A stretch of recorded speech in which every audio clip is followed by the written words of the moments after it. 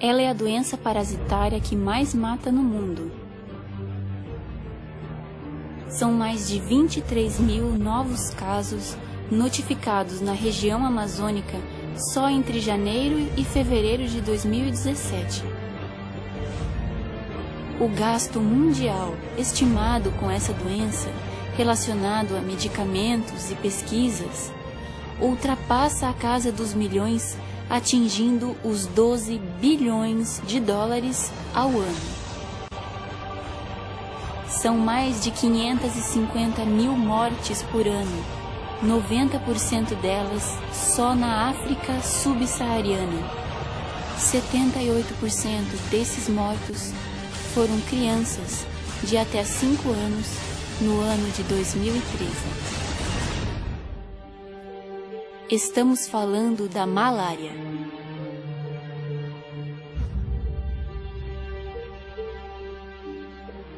O que é a malária?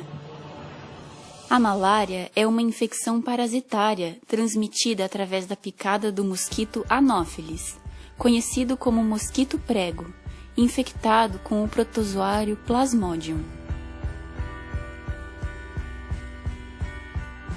Lembramos que a doença é transmitida apenas pela fêmea do mosquito, conforme mostramos aqui nessa imagem.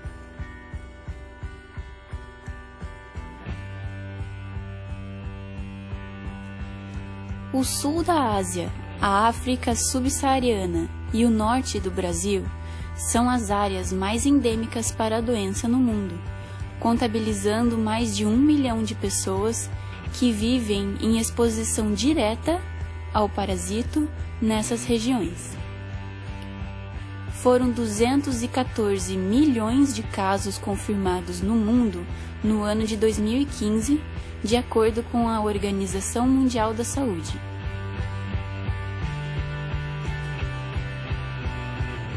Segundo a ONU, prematuridade, pneumonia, complicações no parto, diarreia, sepse e malária são as 5 maiores causas de morte de crianças menores de 15 anos no planeta.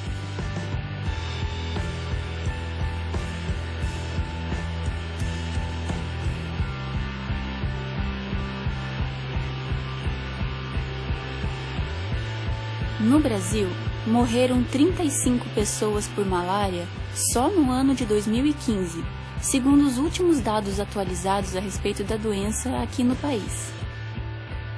23 dessas mortes aconteceram apenas na região norte. Nessa região, o estado com maior número de casos foi o Amazonas, com mais de 8 mil notificações entre janeiro e fevereiro de 2017. No estado do Paraná, foram realizados 26 testes positivos para a doença no ano de 2015.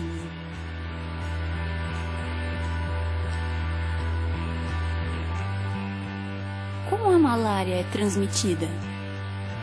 Bom, inicialmente, o Plasmodium, que é um protozoário, infecta um primeiro mosquito. Isso ocorre quando ele pica uma pessoa que já está com a doença. Dessa maneira, o mosquito pode então picar uma pessoa saudável e infectá-la.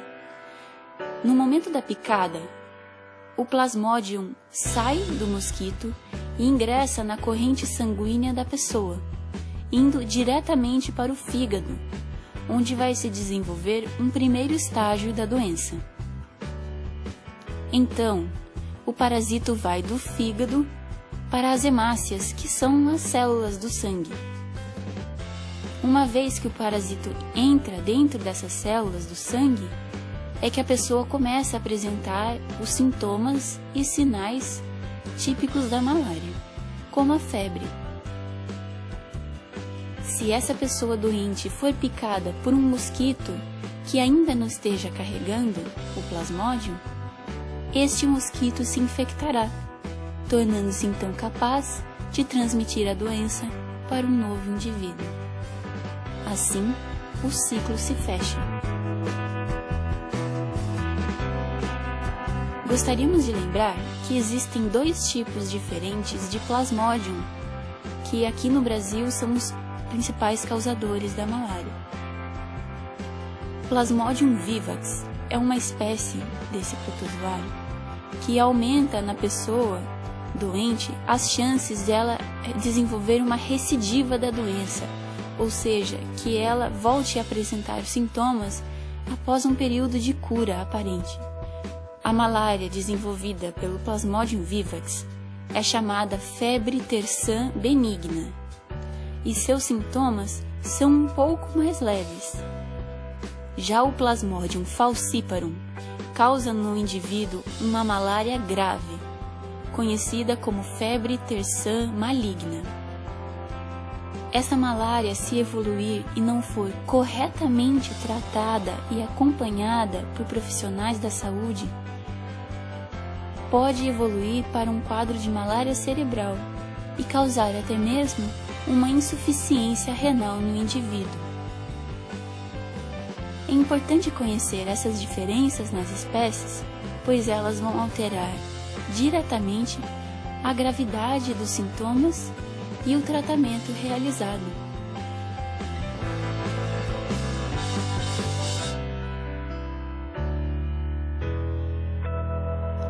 Os sintomas mais comuns são febre, que pode acontecer em ciclos ou em picos de febres altas, que ocorrem mais ou menos a cada 48 horas, muitos calafrios e suor, dores nas articulações, dores de cabeça, vômitos frequentes, anemia e, em casos de uma malária muito grave, até convulsões. É muito importante saber que os primeiros sintomas não aparecem na hora ou logo em seguida após a picada. Os primeiros sintomas se desenvolvem por volta de 9 a 14 dias depois da infecção, ou seja, 9 a 14 dias após a picada. Outro dado muito importante é que a malária deve ser corretamente acompanhada por um médico ou profissional da saúde, pois se não for tratada, pode evoluir para uma malária grave.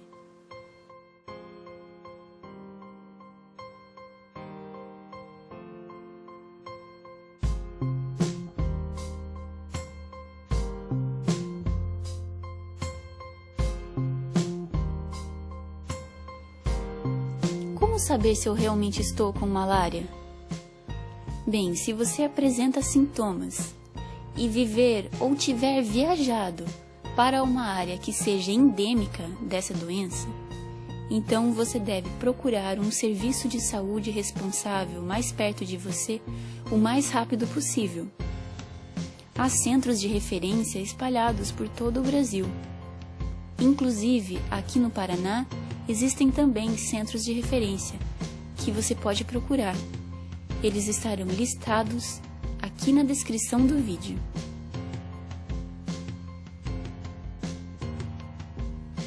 Sim, você pode desenvolver a malária mais de uma vez na vida. Isso pode acontecer de 2 maneiras. Em primeiro lugar, se você não realizar o tratamento adequadamente, ou se você não completar o tempo de tratamento indicado pelo médico. Se assim for, a doença poderá voltar após um período de cerca de 1 mês após a cura aparente. Por isso, fique atento às instruções do seu médico e siga-as conforme for orientado.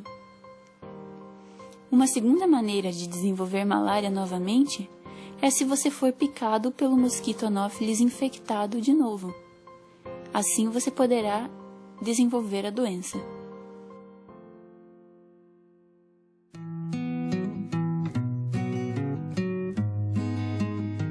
Para evitar essa doença, utilize mosquiteiros sobre as camas, coloque telas em portas e janelas, use repelentes sobre a região da pele exposta e evite sair em horários em que a atividade do mosquito é mais intensa, ou seja, ao amanhecer e ao entardecer.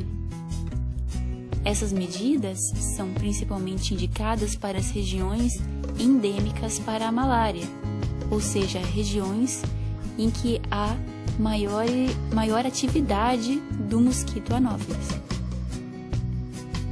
É muito importante lembrar que essas medidas também vão impedir picadas de outros mosquitos, como o mosquito causador da dengue.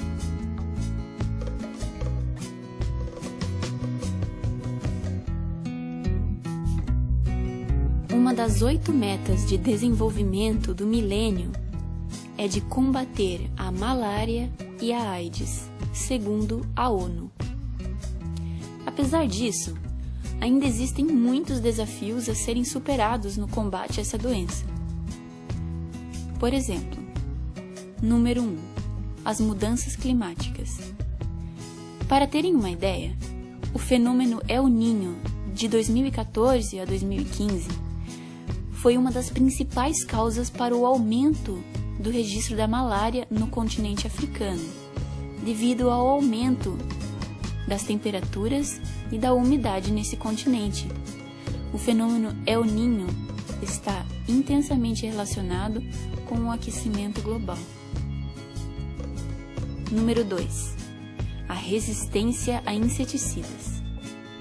O mosquito Anopheles, que é o vetor da doença, está desenvolvendo resistência aos inseticidas comuns.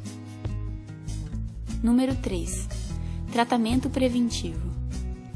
Ele é feito com medicação apenas nos grupos de risco, sendo que é muito difícil conseguir esses medicamentos e acessar todo esse grupo de indivíduos que estão mais propensos que o resto da população a desenvolver a doença.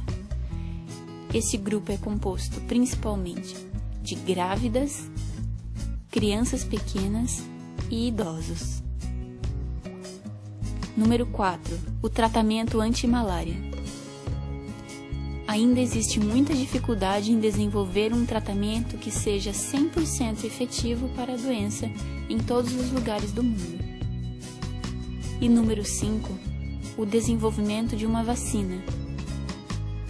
Ainda não se encontrou uma vacina que seja efetiva, com preço acessível e fácil de transportar e utilizar.